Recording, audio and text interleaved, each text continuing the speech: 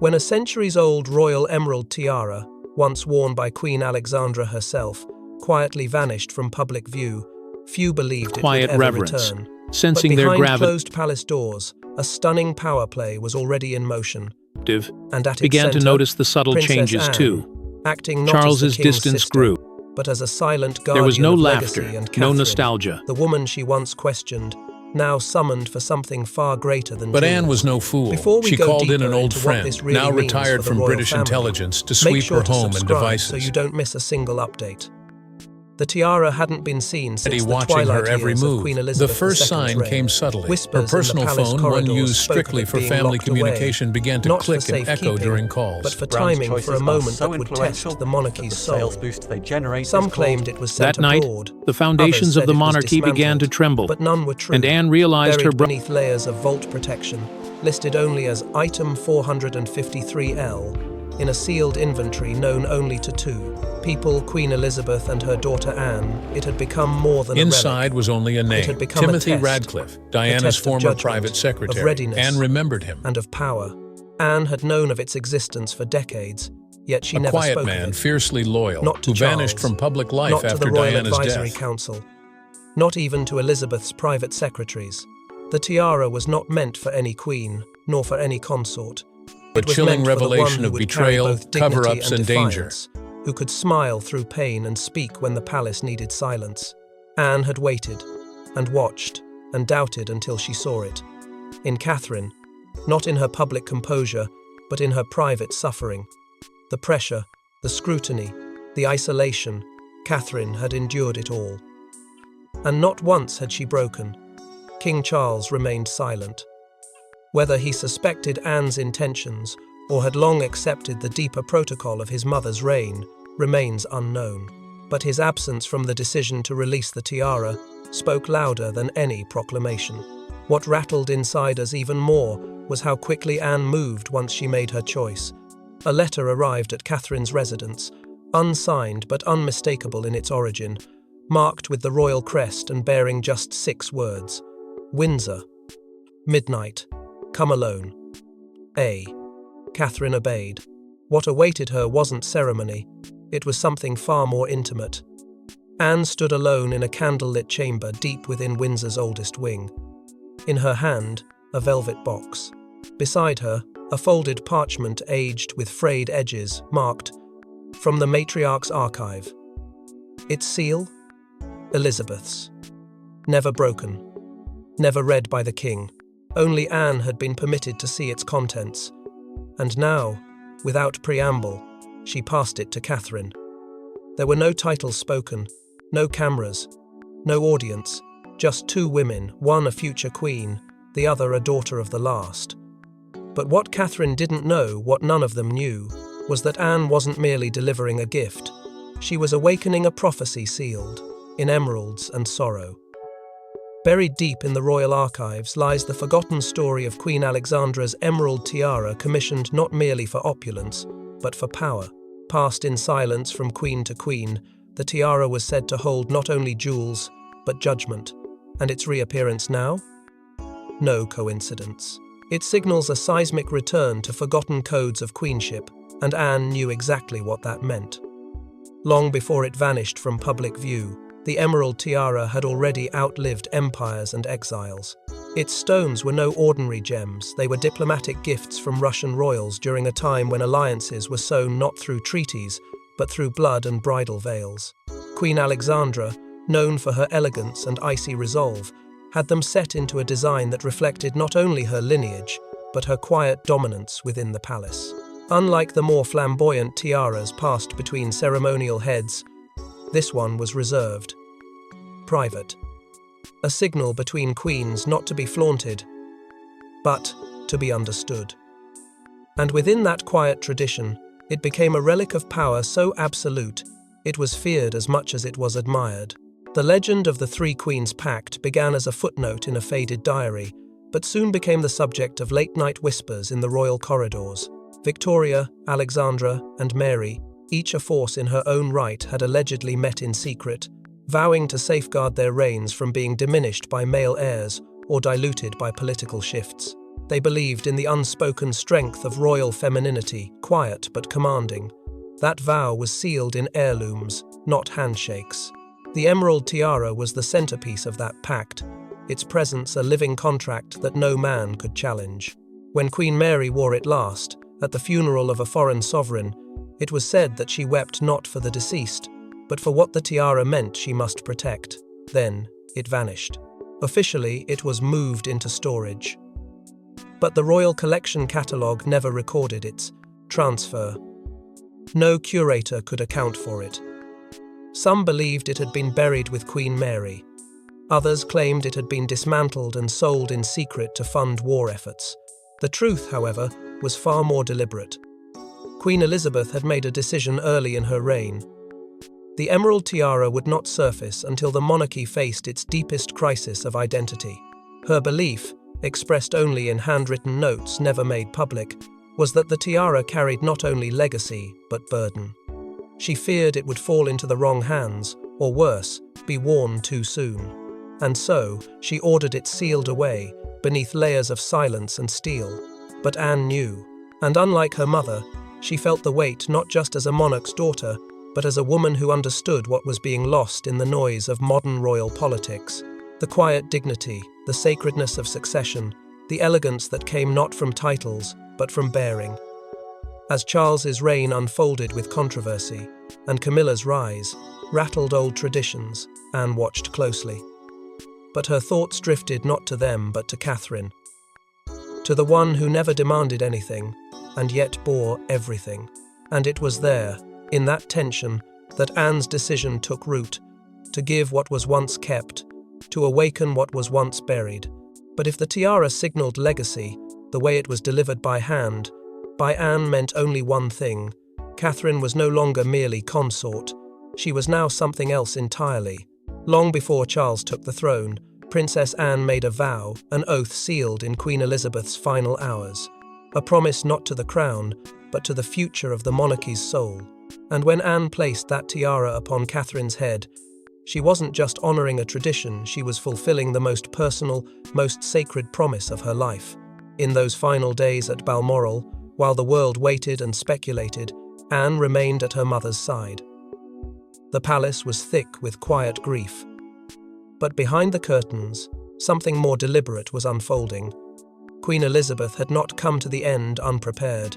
She had written countless letters, most to be opened upon her death, but only one was sealed in wax, marked with her personal crest, and given directly to Anne without explanation, without ceremony. "You'll know when it's time," the Queen had whispered. Anne, always the stoic, accepted it in silence. She tucked the letter into her pocket and left the room with tears welling in her eyes for the first time in decades. That same evening, before the Queen lost consciousness for the final time, she spoke a sentence Anne would never forget. "The one with the strength will not sit on the throne, but she must guard it." No name was mentioned, but the weight of those words stayed with Anne like a haunting. For months, she said nothing. Watched, waited, questioned herself, and quietly judged those around her. Camilla was growing louder, Charles more fragile.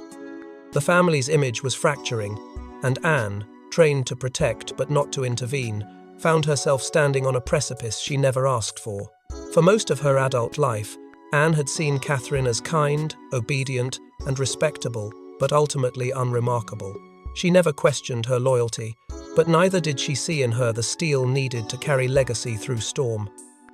That changed with one letter, a handwritten note, folded and slid under Anne's door the night after Elizabeth's funeral. It was from Catherine. Not a plea for sympathy or a call for alliance, but a quiet, aching confession of doubt, grief, and responsibility. She asked how Anne carried the weight when no one else could see it. And in that letter, Anne saw not weakness but understanding, a reflection of her own silent burdens. It wasn't a single moment that made Anne choose Catherine. It was dozens. Charles's erratic decisions in council, Camilla's rising insistence on ceremonial control, the royal advisory, board shifting beneath Anne's feet. None of them seemed to understand that the monarchy was not merely pageantry, it was endurance.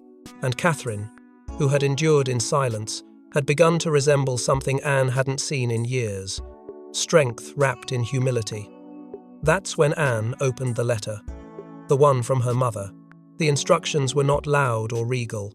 They were intimate, even fragile. A list, a name, a sentence. If you must choose, let it be her.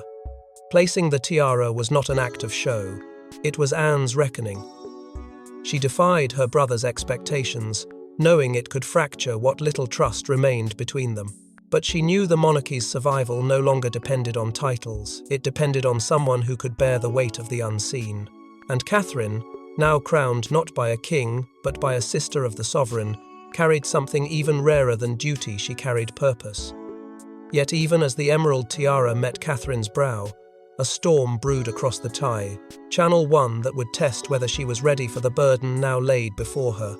As Anne crowned Catherine in emeralds, Prince William remained conspicuously absent. Behind the palace's iron gates, insiders reveal he wasn't just unaware, he was intentionally kept out. And now, whispers of a rift between husband and wife are sparking fears of a monarchy split in two. The absence wasn't a scheduling error. It wasn't diplomatic duty. It wasn't coincidence. William had left for Scotland just hours before the ceremony, citing a private engagement far removed from London. But the timing was impossible to ignore. Insiders close to the household revealed a heated confrontation between father and son days earlier, centered around what William called the dangerous symbolism of uncontested crowns. The very idea of Catherine being crowned with Alexandra's tiara without Charles, without him, set off alarm bells within a man who had spent years trying to manage the family's public image. To William, optics were strategy. To Anne, symbolism was power. And in this moment, the two had fatally diverged. Behind the scenes, Catherine had pleaded with Anne in hushed tones the night before the ceremony. The words were simple, heavy, trembling. He won't understand, not yet. She wasn't seeking approval, she was bracing for betrayal. What stung wasn't his disagreement, it was his absence. William, once her fiercest protector, was now the one retreating. He believed timing was everything. She believed the moment had arrived. That conflict didn't erupt in press statements or leaked text messages. It played out in glances, in silences, in who stood beside her and who did not. And yet, someone else did stand beside her, not in defiance, but in quiet solidarity. Prince George. Still too young for formal speeches, but not too young to observe. He was there, as Anne lifted the tiara. He stood back, watching his mother receive something far older than her, marriage. Something that carried echoes of Queen's past. Those close to the ceremony say George didn't flinch. He didn't look for his father, he looked only at his mother. And in that look, Anne saw something startlingly familiar. Resolve. The tension between William and Catherine had been simmering for months beneath the surface. While she grew bolder, embracing roles once reserved for senior royals, William remained fixed on preserving stability. He saw sudden change as a risk. She saw it as a necessity. And so Anne made a choice. She bypassed protocol and excluded William from the moment entirely, not out of disrespect, but out of conviction. She knew what the optics would be, and she knew Catherine had to stand alone if she was to be seen as more than just a consort. Behind palace doors, this decision split advisors into factions. Some called it reckless, others revolutionary, but none could deny its impact. A future queen had been crowned without the presence or permission of her king-in-waiting. And the silence that followed wasn't peace. It was the sound of fractures deepening. But even as internal silence reigned, external forces had already taken notice, and one woman, long excluded from such rituals, prepared her return.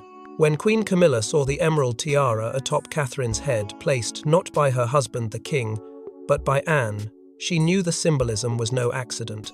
A cold fury overtook Clarence House, and in a single call to her private secretary, Camilla activated an old plan, Operation Swan, a countermeasure designed to remind everyone exactly who was queen. The portraits were released before dawn. Catherine, regal and poised, the ancient emeralds catching every headline and every public heart. Not a word was spoken, but the message was deafening. This was not merely a tribute, it was a transformation. Within the hour, Clarence's house erupted. Camilla, already bristling from months of subtle sidelining, stared at the images in silence before, erupting in rage. Charles, still unaware of the precise choreography behind the event, tried to diffuse the moment with vague words about family unity. But Camilla wouldn't be soothed. "You let her take my place before the nation," she reportedly shouted. "You allowed it. Or worse, you ignored it." Operation Swan had been drafted in secret years earlier by Camilla's closest advisors, an emergency image overhaul protocol, never before activated, designed to reinforce her stature through a barrage of public engagements, press manipulation, and symbolic visibility. Camilla ordered its immediate resurrection. Her team scrambled into motion. Photo shoots were scheduled, speeches rewritten. Every pearl, every brooch, every expression recalibrated to remind Britain of her crown. But she wasn't done. She needed a grander strike, and so she arranged for a reappearance on the world stage, at a diplomatic state banquet in Vienna, adorned in one of the most controversial royal heirlooms left in her possession, Queen Mary's lesser-known emerald necklace, long believed to be a sister piece to Alexandra's tiara. If Catherine had claimed the crown, Camilla would reclaim the legacy. What Camilla did not anticipate, however, was Anne's quiet but pointed rebellion. When Camilla extended a formal invitation to Anne, expecting her presence at the Vienna banquet to signal unity, the Princess Royal declined without hesitation. No explanation, no apology, just silence. Within days, tabloids caught wind of it. Rift at the top? They questioned. But the real blow came next, not from Catherine, but from the palace's own walls.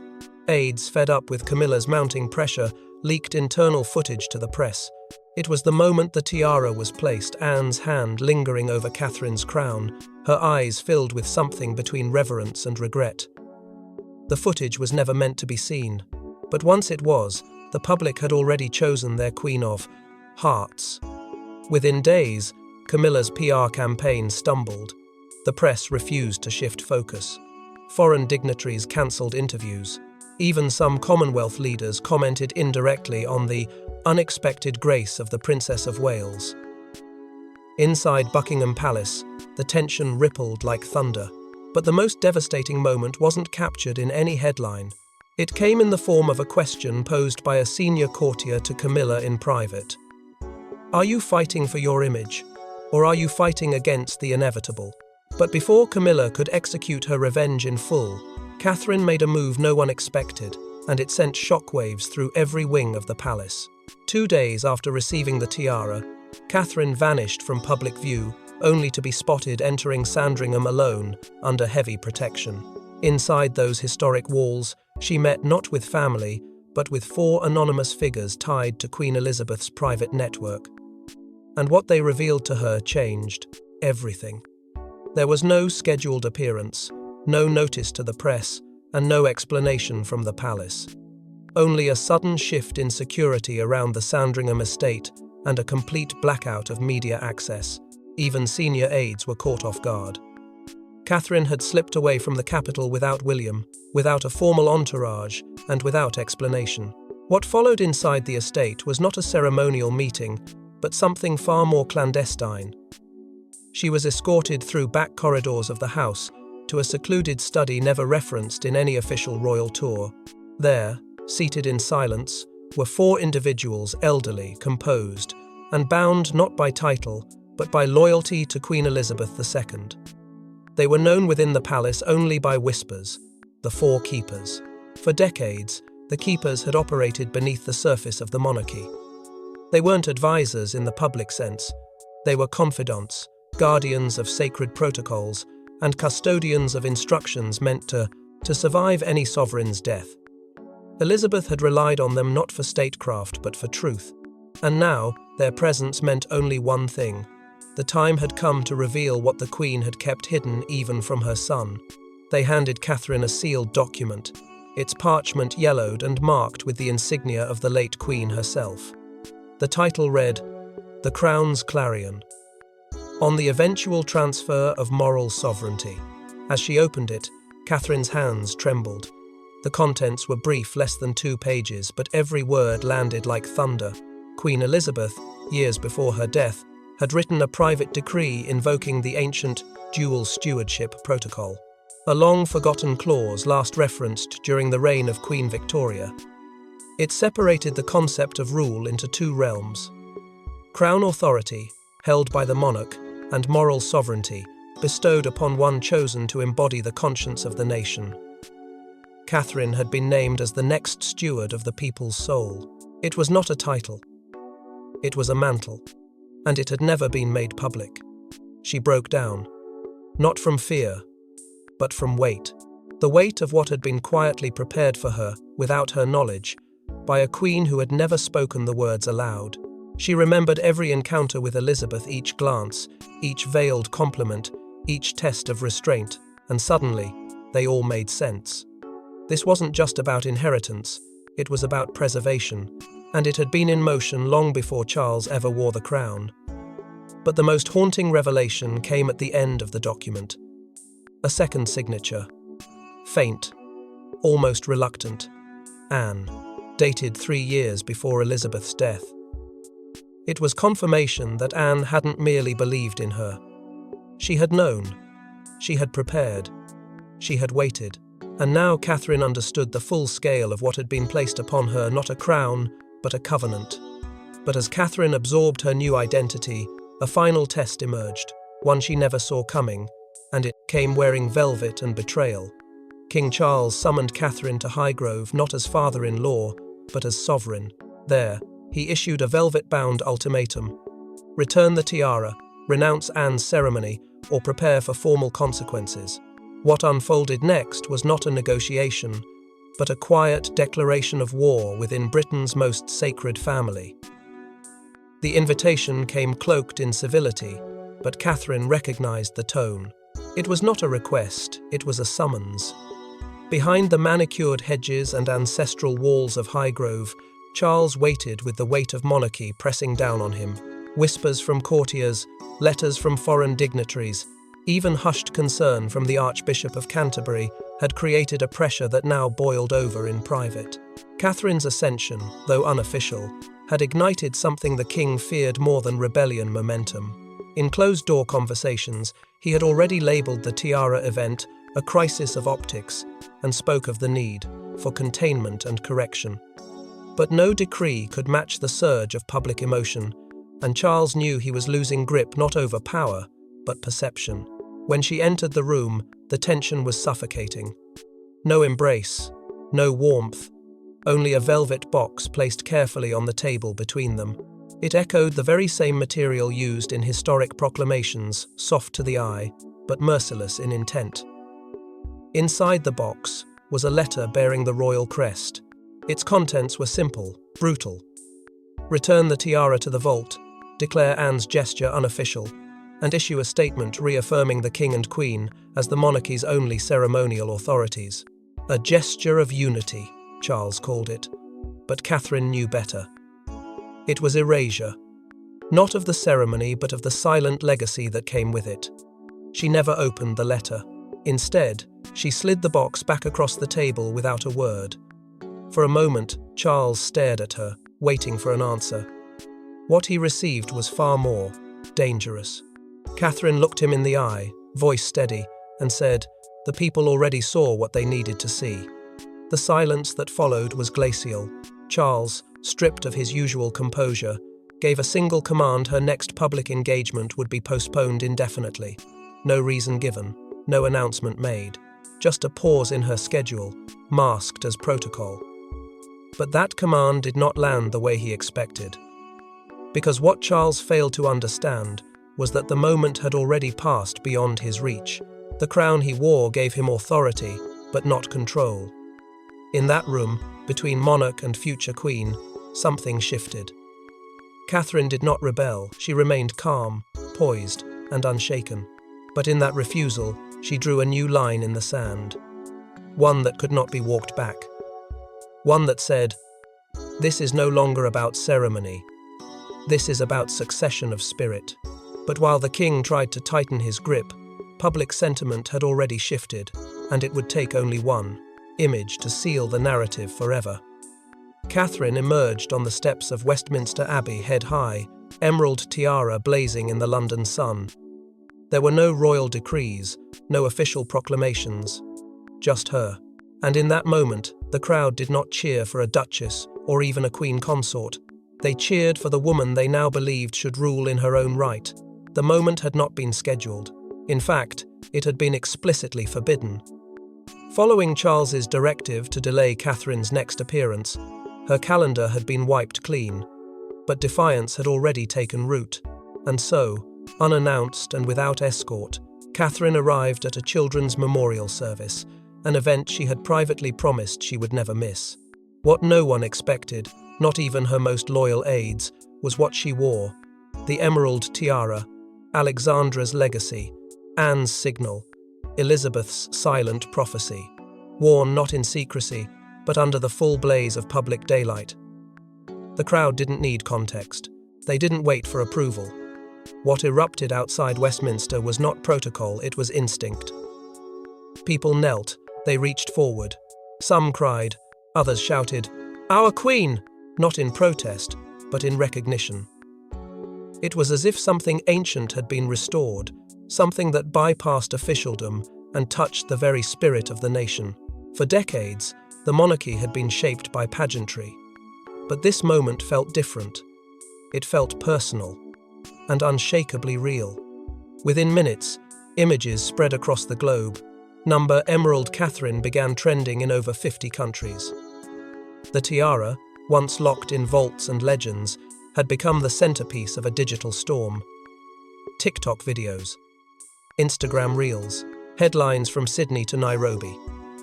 The people weren't asking for confirmation, they were declaring it. Catherine had crossed a threshold, and the public had followed her through. The reaction inside the palace was immediate and devastating. Camilla, already rattled by Operation Swan's collapse, cancelled all her scheduled engagements without explanation. Reports from Clarence House suggested a furious confrontation behind closed doors. She had lost control of the narrative, and worse, of the image she had spent years constructing. Charles, still tucked away in Balmoral, refused to comment, but those close to him say he spent the evening alone in the library, surrounded by silence, as his aides filtered in and out, too afraid to speak the truth aloud. Anne, however, made her stance known with brutal clarity. A short statement issued through her press secretary contained just 6 words. "Legacy honors legacy. Alexandra would be pleased." It was not a comment, it was a conclusion, and for those who understood the weight of royal language, it was a message to every corner of the monarchy. The past had spoken, and its chosen vessel was Catherine. Even more chilling was a leaked audio clip, captured in the palace's lower halls, of a senior aide muttering to a colleague, "It's over. She has them now." That single sentence echoed across newsrooms and think tanks, igniting commentary far beyond tradition or scandal. This was no longer about Catherine wearing a tiara. This was about a nation seeing her wear its history, its hope, its heartbreak, and choosing her anyway. But even as the tiara glistened for the world to see, a final voice was yet to be heard, one whose silence had carried weight, until now. From the lips of a child came the words that shattered a century of hierarchy. Prince George, speaking softly beside his mother at a children's hospital, looked into the camera and declared, "My mother, my queen." It wasn't planned, it wasn't permitted, but it was destiny, and now it was irreversible. It happened during what was supposed to be a modest, controlled event. No palace staff hovering, no firm royal scripts, just Catherine and George visiting sick children, honouring a quiet tradition that had grown between them over the years. Reporters expected politeness, a few smiles, maybe a warm gesture from the young prince. What they received was a seismic rupture in royal protocol. George, standing tall yet visibly emotional, was asked by a nurse what his mother meant to the nation. His answer was unfiltered, instinctive, and thunderous in its simplicity. My mother, my queen, just 6 words, but they held the weight of 6 generations. The video clip went viral in minutes. It wasn't polished. It wasn't approved. It was real. And for millions watching around the world, it was truth. A truth the monarchy had danced around, denied, or delayed for too long. The reaction was immediate. Social media erupted. Commentators from both monarchist and Republican circles paused not to argue, but to absorb. For once, a royal moment wasn't about spectacle, it was about belief. And the belief had come from the most innocent voice of all, the heir to the heir. Inside palace walls, however, the moment sent shockwaves through marble and memory. Charles's fury was instant. Sources confirmed that upon hearing the words, the king lashed out at senior aides, calling it a breach of every rule we uphold. He reportedly demanded a public correction. None came. Camilla remained silent. Anne, when asked by a reporter, only offered a knowing smile. It was becoming clear that this was no longer a question of permission. The tide had turned. What the king failed to grasp was that Catherine didn't prompt the words. She didn't script them. In fact, in the moment they were spoken, she looked away, tears forming, jaw clenched, hand gently wrapping around her son's.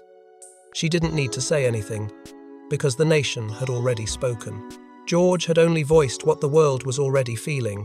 His innocence carried authority no crown could replicate. It was the monarchy's most dangerous moment, and its most honest one. Behind closed doors, a new theory began to circulate. The Clarion Path, a concept quietly whispered by senior aides since the revelation of Queen Elizabeth's hidden decree to Catherine. Now, it had a face, a lineage, a child who had unknowingly confirmed a deeper shift underway. No longer just a symbolic steward, Catherine was now being viewed by many within the palace and far beyond it as the spiritual monarch, the moral compass, the crown's soul. And so, with one tiara, one vow, and one child's voice, history shattered its mold. But in the echo of emeralds, one question now defines the future. What crown comes next? Thanks for watching. Please don't forget to like and subscribe, and we will see you in next one.